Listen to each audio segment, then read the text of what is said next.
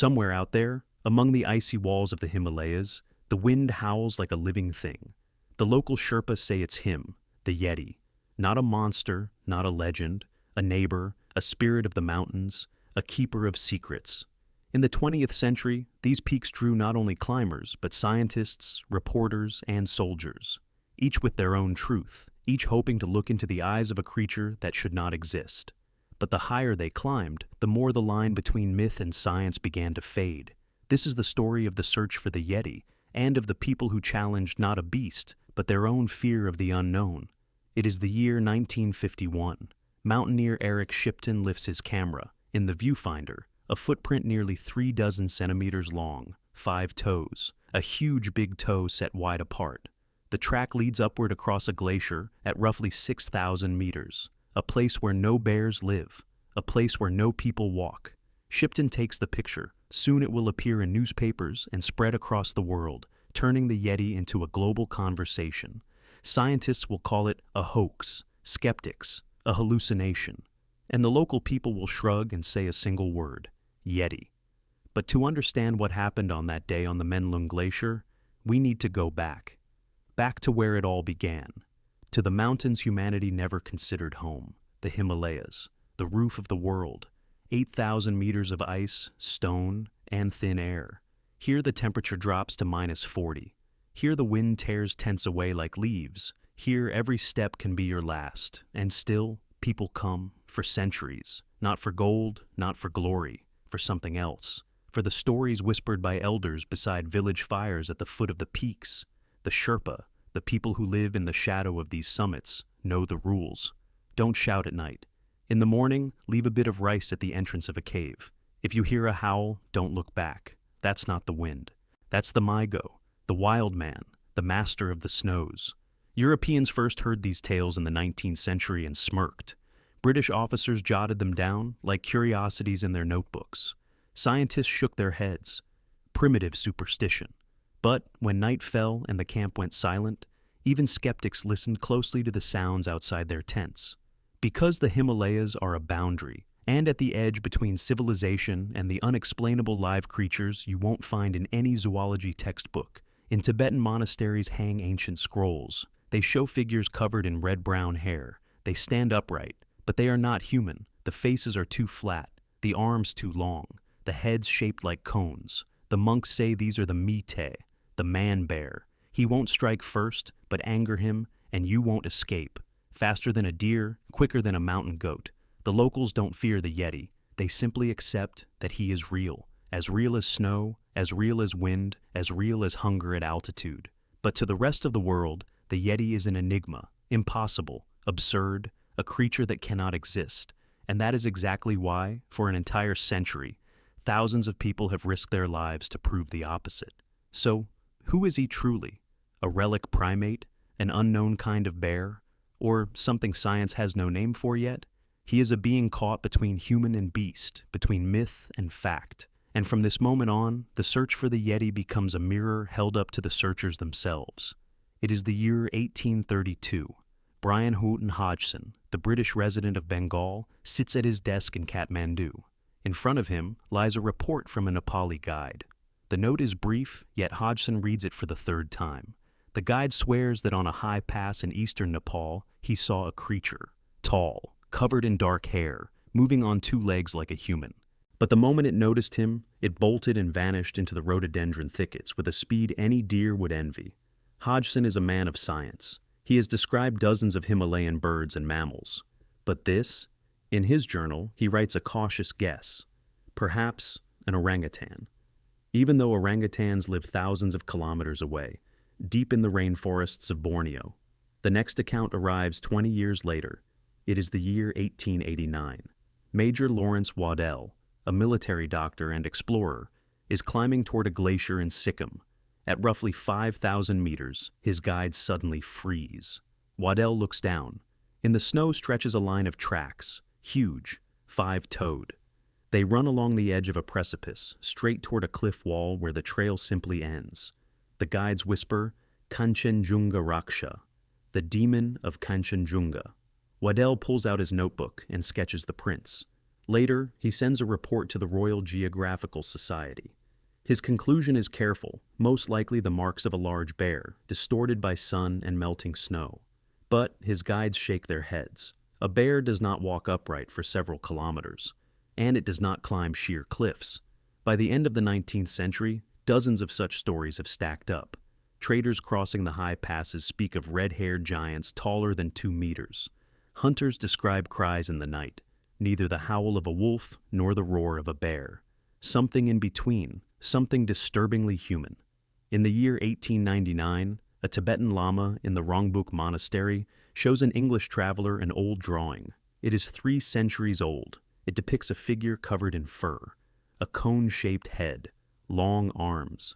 But the strangest detail, the figure is holding a staff, a beast with a tool, an animal using an instrument. Scientists in London and Calcutta read these accounts and sigh. Folklore, light playing tricks on the snow, a bear rising on its hind legs, a langur monkey mistaken for a giant in the fog. Every story has a rational explanation. The important thing is not to fall for the hysteria of uneducated mountaineers. But one question remains. Simple, inconvenient. If the Yeti is just a bear or a monkey, why do the local people, those who have lived side by side with bears and monkeys their entire lives, insist that he is something different? Why give him a separate name, a separate place in their understanding of the world? And why, in ancient drawings, does this creature look at a human not as prey looks at a hunter, but as one equal meeting another? It is the year 1915. A forest ranger named J.R.D. Naik submits a report to the Sikkim Forest Department. The wording is dry, bureaucratic, but the content is stunning. Naik writes that during a patrol at roughly 4,000 meters, he came upon a creature about 2 meters tall. Its body was covered in reddish-brown hair. Its face was bare and dark. The creature stood motionless, watching him from about 20 meters away. Naik froze. The creature didn't attack. It simply observed. Then it turned and walked back into the forest. Its movements were smooth, silent. Within seconds, it melted into the trees. The report landed on the desk of a British official. He wrote a short resolution. Hallucination caused by altitude sickness. Case closed. But the stories kept growing. In 1921, Colonel Charles Howard Berry led the first British reconnaissance expedition to Everest. At roughly 7,000 meters, the team found tracks. Large ones. Clearly not human, but not bear either. The Sherpa guides explained, Medo Kangmi, the snowman. Howard Berry smiled politely. In his official account, he described the prints as those of gray wolves, or perhaps a leopard. But the phrase snowman slipped into the newspapers. Western reporters seized it, added drama. The abominable snowman, a name that stuck. Within a month, it was splashed across headlines around the world. Scientists winced. Zoologists published papers refuting the idea of unknown great apes in the Himalayas. Their arguments were solid. Not enough food at high altitude. No bones, no remains, no physical evidence at all. One Cambridge professor joked in Nature that if the Yeti were real, someone would have found its droppings by now. But in 1925 came a testimony harder to dismiss. Nicolas Etienne Tombazi, a member of the Royal Geographical Society, was conducting geological surveys in Sikkim. At roughly 5,000 meters, he saw a dark figure moving across a snowy slope. Tombazi raised his binoculars. The creature was unmistakably bipedal, walking upright, pausing, glancing around, then continuing on its way. After about a minute, it slipped behind a rocky outcrop. Tombazi descended to the spot. The tracks were clear, human-like, but wider, shorter. He measured them, took notes, and published a report in a geographical journal. The scientific reaction? Predictable. Misidentification, perhaps a hermit, or a local herder in unusual clothing. Meanwhile, the mountain people watched all this and shook their heads. Europeans came for a few weeks, collected statements, drew conclusions. But the locals had lived here for generations. They knew every bear within 50 kilometers. They could tell deer tracks from goat tracks in a blizzard with their eyes half closed. And they all said the same thing. The Yeti is real, has always been real, always will be. But the voices from the high peaks never quite reached the lecture halls of London or Paris. The 1920s.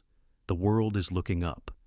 toward Everest, toward Kanchenjunga, toward the 8,000-meter giants no one has ever conquered. Mountaineering is shifting from the pastime of eccentrics to a matter of national pride. The British launch expedition after expedition. The Germans, the French, the Italians. Everyone wants to be the first to plant a flag on a summit. The Himalayas become a battleground, not for land, for glory. And with the climbers comes something else. Witnesses, dozens of them, hundreds. People who spend months at altitudes once reached only by Sherpa and monks. In 1925, Nicholas Tombazi descends from a glacier. Over dinner, he tells his companions he saw something today. A figure, walking upright. Too large to be a person, too fast to be a bear.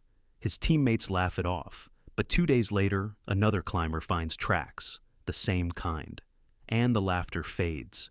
In 1936, Ronald Kaulbach, a British botanist, travels through the Halep River Valley in Bhutan.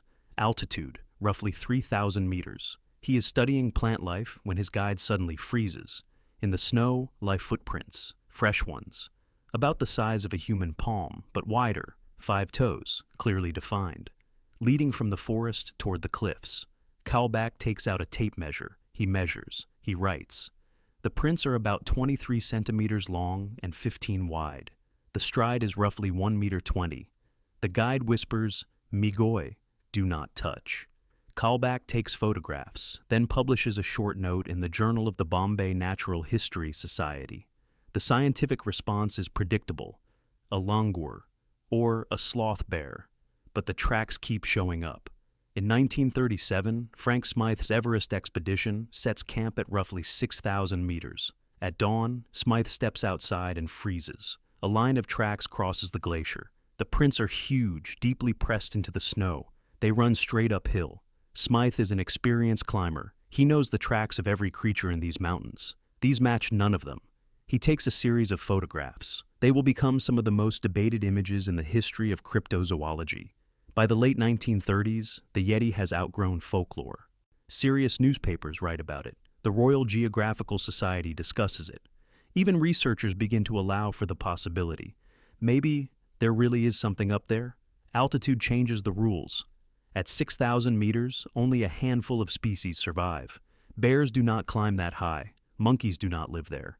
Yet the tracks appear exactly in that zone, where nothing large is supposed to exist. Climbers return from the peaks with the same eerie feeling.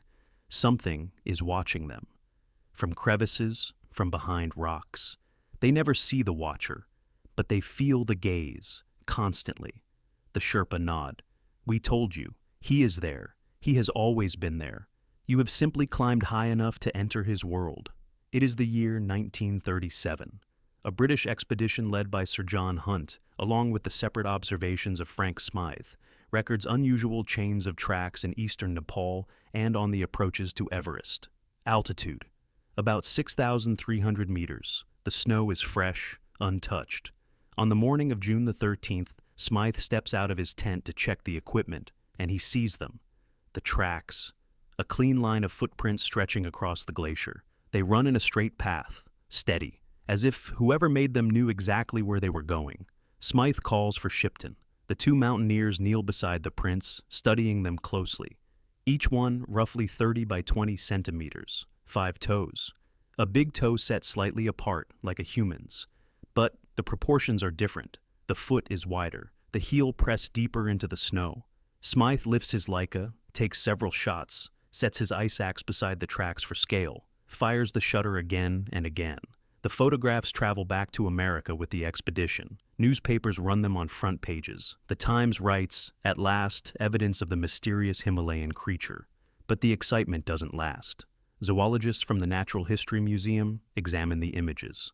Their verdict is firm: the bear.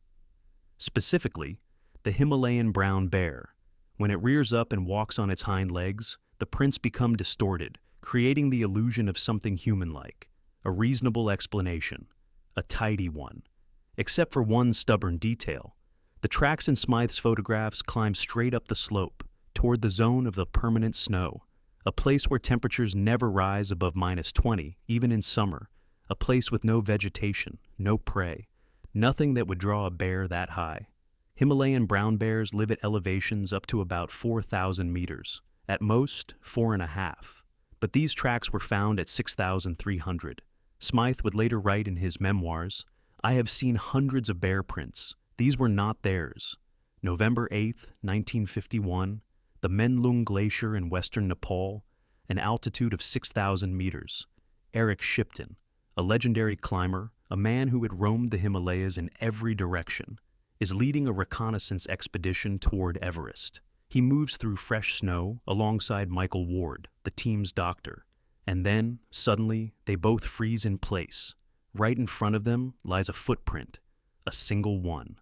Perfect. Sharp, as if cast in plaster. About 33 centimeters long, 18 wide, 5 toes, including a massive big toe splayed outward at a 45-degree angle. Shipton drops to his knees, sets his ice axe beside the print for scale, pulls out his camera, clicks the shutter, one shot, another, a third. He has no idea that, in just 2 weeks, this photograph will appear on the front page of the Times and change everything. The image is published on December 6th. The reaction is immediate. Newspapers around the world reprint it. The Daily Mail calls it the most convincing evidence ever found for the existence of the Yeti. Editors lean into the drama. At last, a clue that will force scientists to rethink their assumptions. The scientific community splits. Zoologists at the British Museum examine enlarged copies. Some say it's a langur. Others insist it's a distorted bear track. Still others shake their heads. Nothing known looks like this. But the public no longer cares what the experts think. The Yeti becomes a sensation. Books appear, documentaries are filmed, publishers commission articles, lecturers pack entire halls. And that's when Tom Slick steps onto the stage, a Texas millionaire, an oil magnate, an adventurer, a man who had bankrolled expeditions into the Amazon and the deserts of Africa. Slick reads about Shipton's footprint and makes a decision. He will find the Yeti, whatever it takes. In 1954, Daily Mail journalist Ralph Izzard organizes a large-scale Yeti hunt with the paper's support, and later, in 1957, Tom Slick funds his own Himalayan expeditions. The budget is staggering, roughly $1.5 million, which today would be well over $15 million. Izzard assembles a team, biologists, mountaineers, field researchers, photographers, Sherpa guides. He buys the latest gear, telescopic cameras, sound recording equipment, radio transmitters, even a helicopter for aerial scouting. The press follows their every move. Reporters fly into Kathmandu. National Geographic sends a correspondent. It is no longer just an expedition. It is a spectacle, a race, a hunt for the most elusive creature in history. The plan is simple. Survey the valleys around Everest, interview local residents, set up observation posts, find a lair or at least fresh tracks. Then, wait. The goal is not to capture the Yeti. The goal is to prove it exists. One photograph, one clear image of a living being. That would be enough to upend science. Izzard knows the risks, the altitude, the cold, the avalanches. But for the answer to a question that has haunted people for half a century, he is willing to face anything. Spring of 1954, base camp at the foot of Makalu, an altitude of 4,000 meters. Izzard's expedition pitches its tents at the edge of the Barun Glacier, one of the most remote places in all of Nepal. The team is impressive. 12 people, including 3 biologists, 5 climbers, and 4 Sherpa guides. Equipment worth $100,000. Food supplies for 3 months. A clear plan, survey 20 square kilometers of glacial terrain, set up camera traps, and interview residents of the nearest villages. The first week brings nothing. The snow is untouched. The silence absolute. Only the wind and the crack of ice at night. On the 8th day, a Sherpa named Da Temba raises his hand toward a slope. There, at roughly 5,000 meters, a line of tracks stretches across the snow. The team climbs for 4 hours to reach them. Their lungs burn. Their pulse hammers in their heads. The tracks are real, fresh, human in length, but wider. They follow the ridge, then cut sharply aside and vanish into a fissure between the rocks. Izzard makes plaster casts, photographs them from every angle. The team argues until they are hoarse.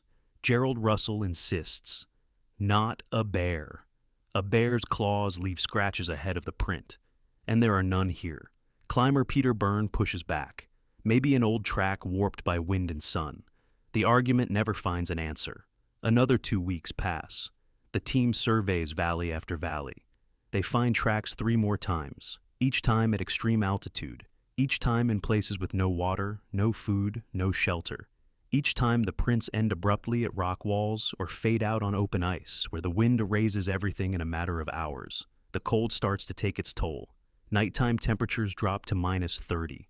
One climber suffers frostbitten fingers. Another shows early signs of pulmonary edema. They have to send him down. Izzard does not give up. He pushes higher and higher, installs camera traps in caves, leaves bait, rice, fruit, even canned goods. Checks them every morning. Nothing. The bait untouched, the camera silent. But there is something else, something no film can capture, a feeling, constant, persistent. Someone is watching them. The Sherpas sense it first. They tell Izzard, someone is standing on that ridge. He looks through his binoculars. Nothing, only rock and snow. At night, the sounds begin. Not wind, not a rock fall. Something different, a low humming that rises into a shriek. Then silence. Then the humming again, but from the opposite side of camp. One of the biologists, Gerald Russell, wakes around 3 in the morning, steps out of his tent, freezes. On the crest, maybe 50 meters away, a silhouette. Large, upright. Russell reaches for his binoculars. The figure slips away. In the morning, he tells the team. Izzard climbs to the crest. No footprints. The wind has wiped everything clean. May of 1958. The expedition breaks camp.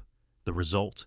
18 photographs of tracks, 3 plaster casts, dozens of hours of audio recordings, and not a single piece of proof that can settle the debate. Izzard returns to Chicago empty-handed, but with one conviction. Something is out there. The village of Kumjung in eastern Nepal, an altitude of 3,800 meters. An elder named Tenzing Nima sits by the hearth, sipping yak butter tea. He is 72 years old, born in these mountains, raised here, and raised his children here as well. A journalist from the Daily Telegraph asks him, "Do you believe in the Yeti?" Tenzing looks at him with mild surprise. Believe? It is like asking whether he believes in snow. It exists. It always has. Western researchers arrive looking for a sensation, for proof, for photographs of a monster. But the Sherpas do not understand the excitement. For them, the Yeti is part of the landscape, dangerous, unpredictable, but natural, like an avalanche, like frostbite. Tenzing begins to tell his stories. His grandfather encountered the Maigo twice. The first time, on the Nangpala Pass. The creature stood on 2 legs, studying something in the snow. When it heard footsteps, it turned. Its face was flat and dark, eyes small and deep-set. Then it turned back and melted into the mist. The second time was at night, near the yak pen. His grandfather heard a noise, stepped outside with a torch. In the firelight, a silhouette, large, covered in reddish-brown fur. It was watching the yaks, but not attacking, just standing there. Then it moved off on all 4s. The journalist seizes on that detail. On all 4s? Tenzing nods. When calm, it moves on 2 legs. When rushing or afraid, on 4. Like a bear. But it is not a bear. In the village of Namche Bazaar, another Sherpa named Ang Dawa tells a similar story. His brother was grazing yaks at about 4,500 meters, saw a creature at the edge of the forest, tall, broad-shouldered, long-armed, its head shaped like a cone. It watched the herd, but did not approach. The brother froze. The creature stood for a minute, then turned and disappeared among the trees. Ong speaks calmly, without theatrics. He might as well be describing a wild goat or a snow leopard. A simple event, nothing extraordinary. Researchers record these accounts, hundreds of interviews over decades. The descriptions line up. Height ranging from about 1.70 meters to well over 2.30 meters. Fur reddish, brown, sometimes black. A conical head, long arms, a sharp musky smell. But scientists categorize these testimonies as folklore, as collective hallucination, a cultural myth passed from one generation to the next. The Sherpas shrug. They are not offended. They have nothing to prove. The Yeti is part of their world. They teach their children, do not go into the mountains at night. Do not whistle near caves. If you meet the Migo, stand still, stay quiet, do not run. It will not harm you unless provoked. For a Westerner, the Yeti is a puzzle to be solved. For a Sherpa, it is a neighbor best avoided. One old man in the village of Tengboche tells a National Geographic researcher, "You arrive with cameras, instruments, money. You hunt for evidence. Why? We have lived alongside it for centuries. We do not need proof. We know." The researcher writes it down as a curiosity. Never realizing the truth, he is not hearing a legend. He is listening to an oral database of observations gathered over hundreds of years, 15,000 square kilometers, an area the size of a small European country. Izzard's expedition spends 15 weeks covering a vast stretch of the southern Himalayas, without splitting the journey into separate seasons, and without tying it strictly to the years 1957 or 1958. The team breaks into groups. One explores the Baran Valley, another works the slopes of Makalu, a third searches the glaciers around Lhotse. They follow routes no European has ever walked. They climb passes known only to the guides, and they keep finding tracks, again and again. April, the Imja Valley, a line of prints on fresh snow, about 30 centimeters long, the stride wide and confident. The trail leads toward a cliff, then simply ends. May, the Khumbu Glacier, 3 sets of prints moving side by side, as if 3 creatures traveled together. Climber Peter Byrne makes casts and sends them to Chicago for analysis.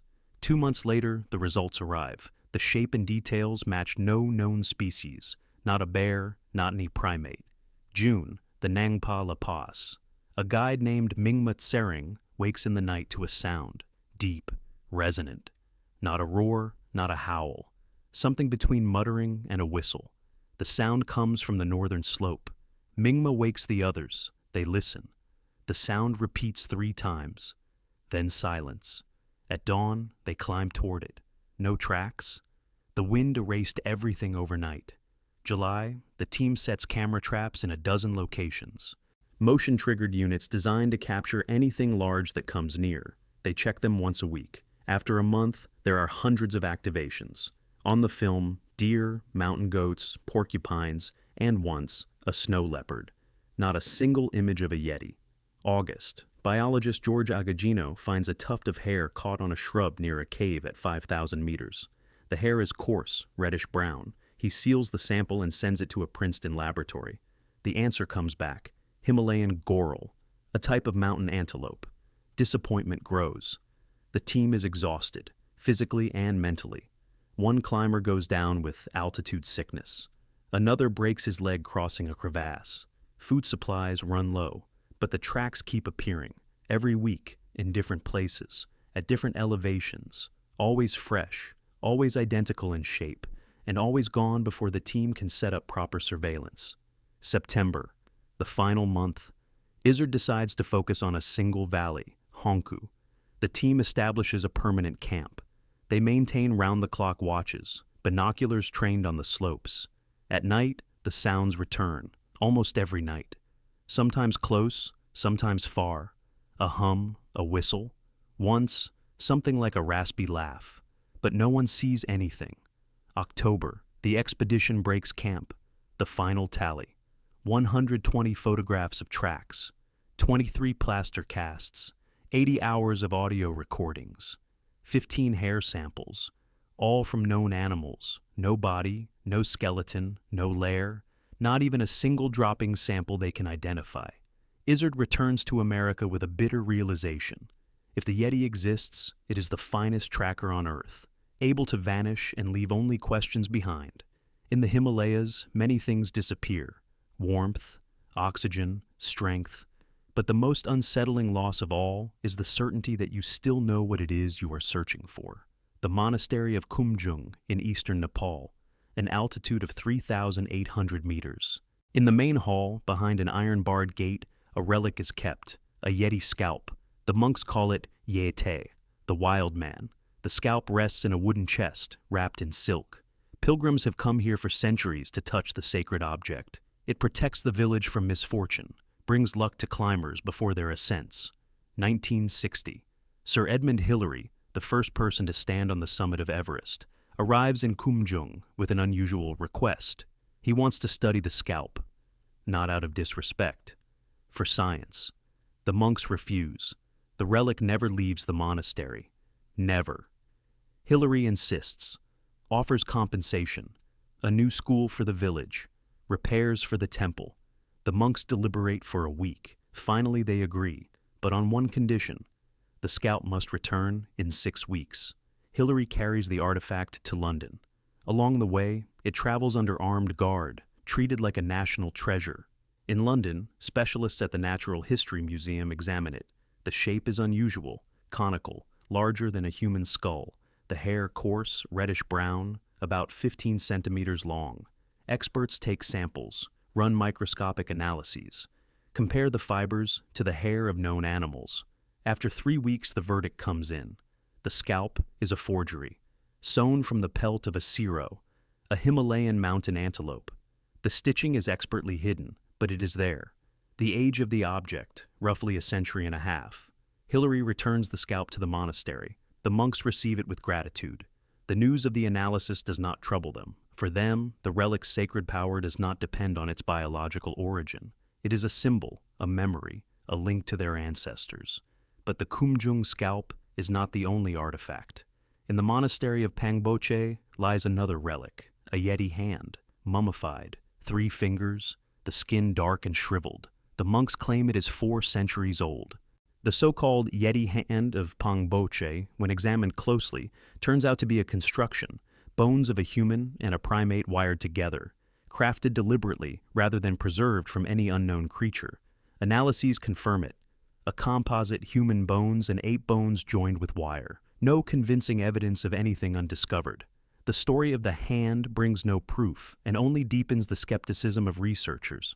1961. In the Rongbuk Monastery, another scalp is found. It is examined by a Daily Mail expedition. The analysis reveals the hide of a Himalayan bear, treated and shaped to look unusual.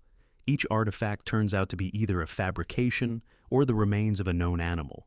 Yet the question lingers. Why do the monks preserve these relics for centuries? Why pass them from one generation to the next?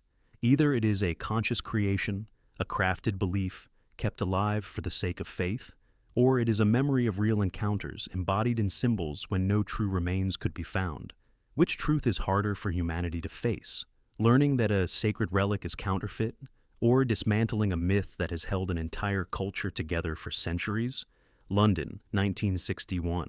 The Zoological Society convenes an emergency meeting. On the agenda, a single question. What exactly is the Yeti? Around the table sit the giants of the field, zoologists, anthropologists, primatologists. Before them lie folders filled with photographs of footprints, plaster casts, expedition reports, half a century of testimonies, hundreds of pages of documentation. Professor John Napier of the Smithsonian puts forward the first theory, the gray langur, a large monkey that lives in the Himalayas at elevations up to 4,000 meters.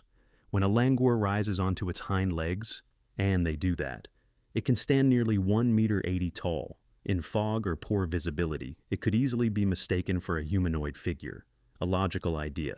But there is a problem.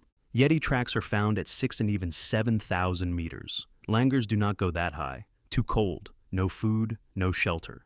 The second theory, the Himalayan brown bear, or the Tibetan blue bear, a rare and poorly studied subspecies. Bears can walk on their hind legs. Their tracks distort as snow melts, giving the illusion of a human-like footprint. Their fur is reddish-brown. The size fits. But again, the pieces do not align. Bear prints show distinct claw marks. The Yeti tracks show none. And bears do not walk upright for kilometers. At best, a few meters. The third theory, the most exotic. A gibbon. Primatologist Bernard Heuvelmans argues that perhaps a relic population of Gigantopithecus survived in the Himalayas, a giant ape that once grew up to 3 meters tall. Gigantopithecus did exist. That part is undeniable. Its remains have been found in China and India. It went extinct about 300,000 years ago. But what if not all of them vanished? His colleagues shake their heads. Gigantopithecus was herbivorous. At 6,000 meters, nothing grows. A creature that size would need hundreds of kilograms of food every day. It simply could not survive there. The debates drag on for hours. Each theory has strong points, and each has fatal weaknesses. But all of these arguments unfold in university halls, thousands of kilometers from the Himalayas. Scientists analyze data, compare samples, build models. They search for a creature that fits their worldview.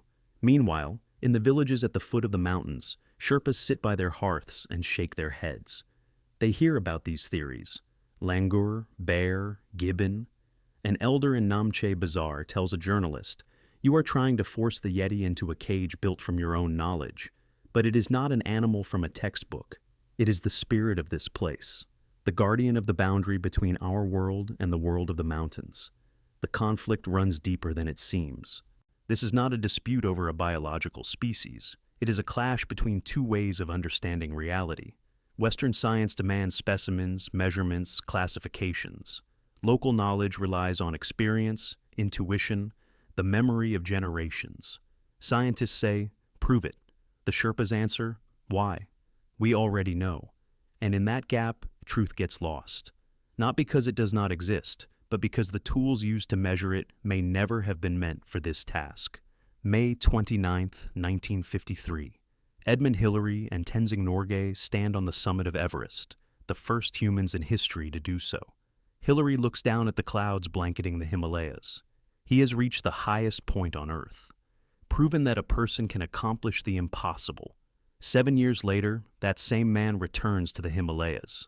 But this time, his goal is not a summit. His goal is a creature that may not even exist. 1960.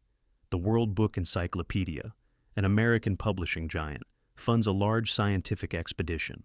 The official mission: study how altitude affects the human body, gather data on mountain sickness, hypoxia, acclimatization.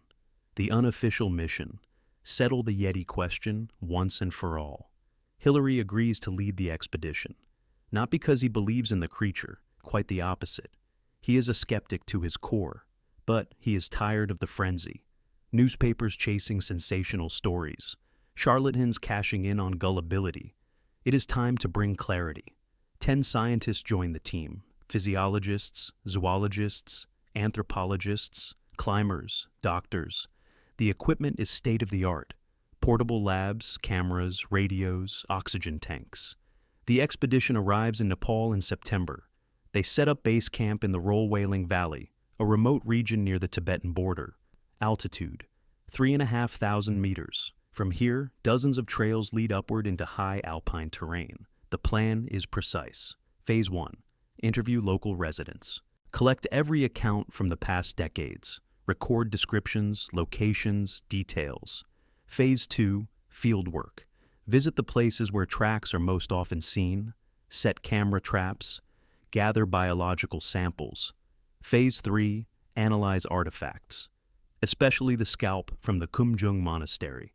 Hillary personally conducts dozens of interviews. The Sherpas all say the same things: a creature taller than a human, covered in hair, walking on 2 legs but capable of dropping to all 4s.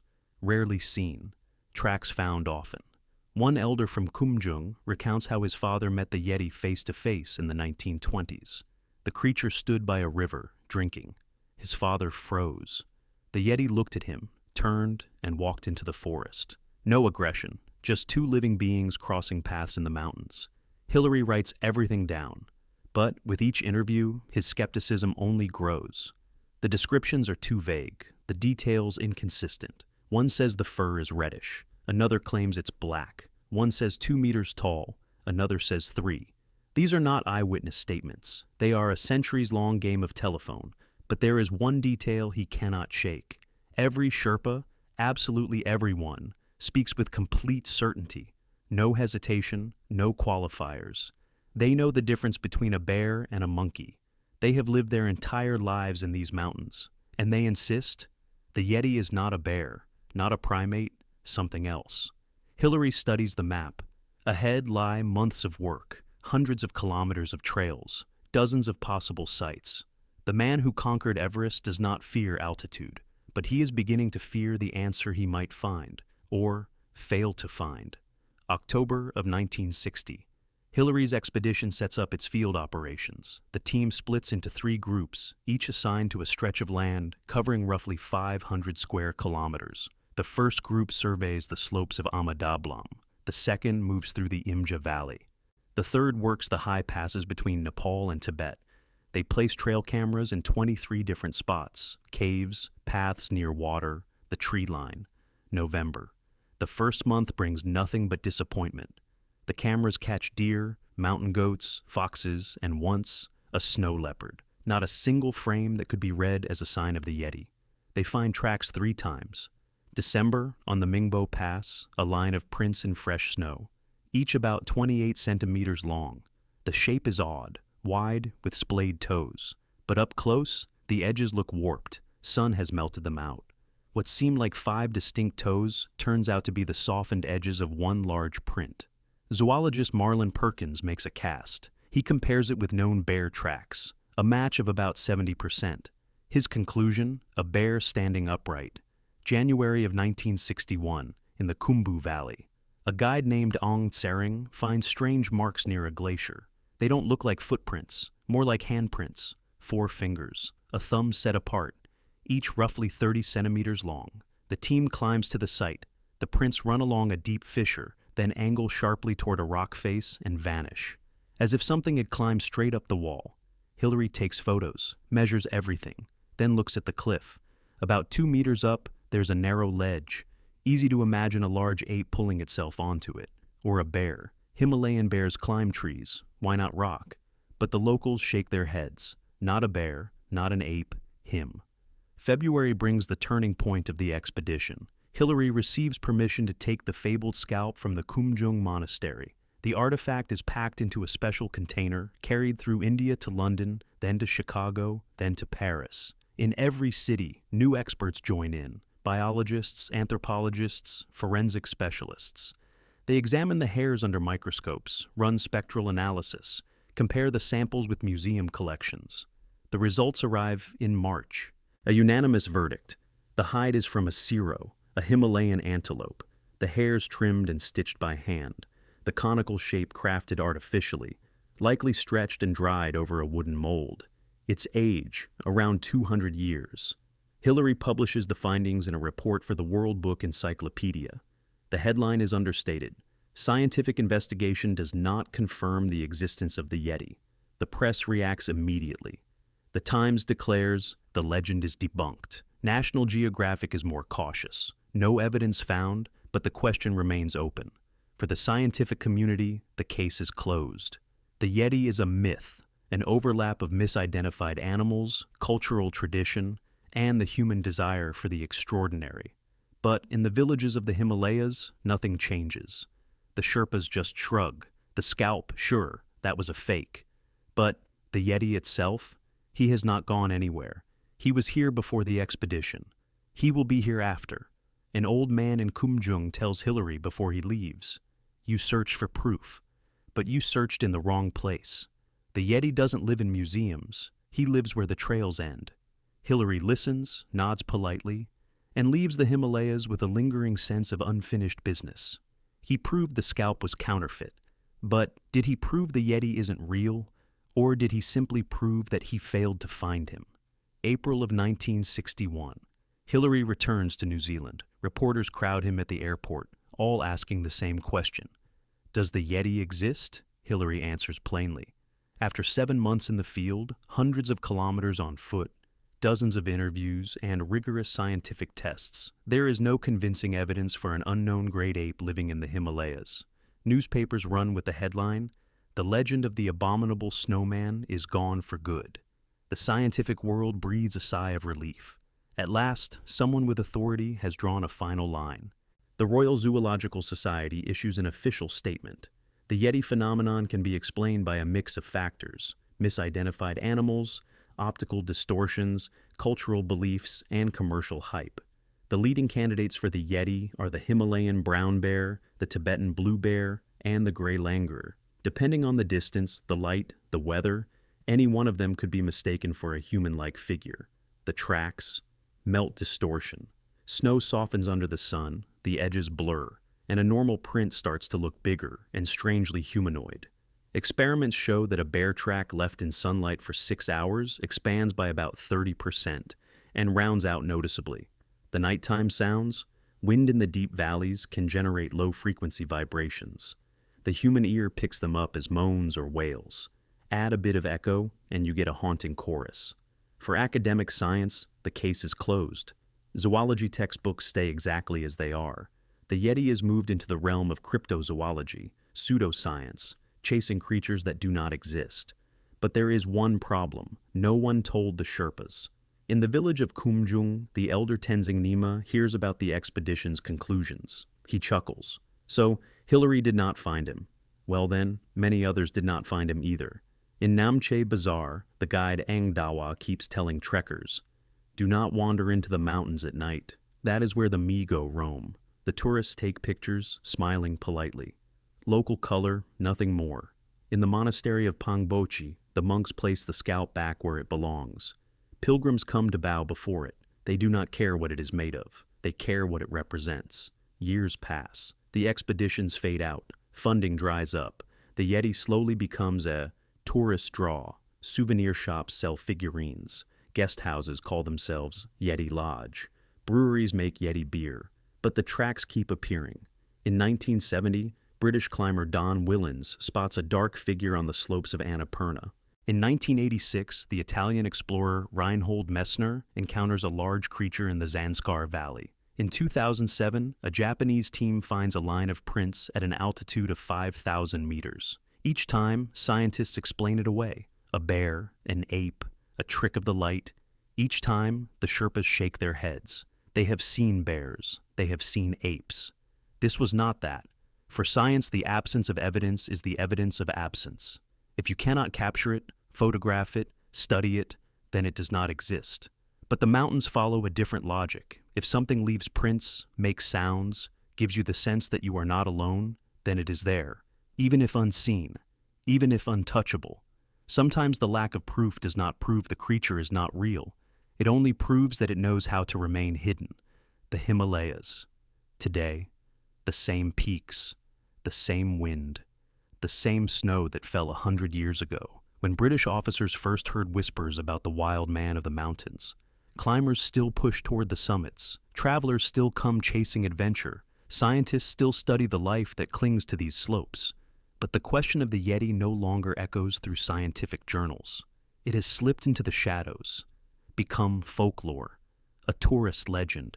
And yet, the Sherpas keep talking, quietly, without spectacle. A grandfather tells his grandson by the fire, "Up there, on that ridge, I saw him." The boy listens, holds on to every word. 30 years from now, he will tell his own grandson. The chain never breaks. Memory passes on. Not through books, not through reports, through experience, through the simple feeling that you are not alone up here. The mountains do not speak. They keep their silence for millennia. They reveal nothing. They offer no proof. They simply exist. Immense, indifferent, eternal. But they give you a chance, a moment to stop, to listen, to notice what hides beneath the noise of the world below.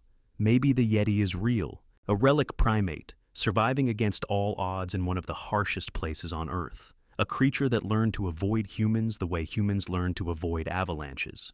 Maybe the Yeti is a myth, a shared illusion born of fear and the longing to believe the world still holds secrets. Or maybe the truth lies somewhere between. The Yeti is not an animal and not a fantasy. The Yeti is a reflection of what we feel when we climb high enough that the air thins and our thoughts turn clear. Loneliness, awe, fear, the sense that you are standing at the very edge of the world, and beyond that edge lies something greater, something that does not fit within the limits of the known. The story of the Yeti is not a story about a creature. It is a story about people, about how far they are willing to go in pursuit of an answer that may not exist. Expeditions spent millions, risked their lives, walked thousands of kilometers, and returned with empty hands. But each of them brought back something else, not proof, not a trophy. Understanding that there are places where humans are only visitors, where nature makes the rules, where the questions matter more than the answers. Somewhere up there, at 6,000 meters, on a glacier untouched for centuries, a track lies in the snow. A single print, sharp, fresh, 5 toes, a thumb set apart, 33 centimeters long. The wind has not erased it. The sun has not melted it. It simply exists, without explanation, without context. Maybe it is a bear, maybe a warped old track, maybe a trick of nature, or maybe it is exactly what it seems to be, the footprint of something that does not want to be found. The Yeti, if he exists, does not need our belief. He lives without it, as the mountains do, as the wind does. Maybe we have been searching in the wrong place. Not in caves, not on glaciers. We have been searching for the Yeti in ourselves, in that deep fear of being alone in this vast and different world, and in the hope that we are not. This story has no ending. It continues every time a climber finds an impossible track, and a Sherpa shares his truth by the fire. Subscribe to the channel so you do not miss new stories from the top of the world.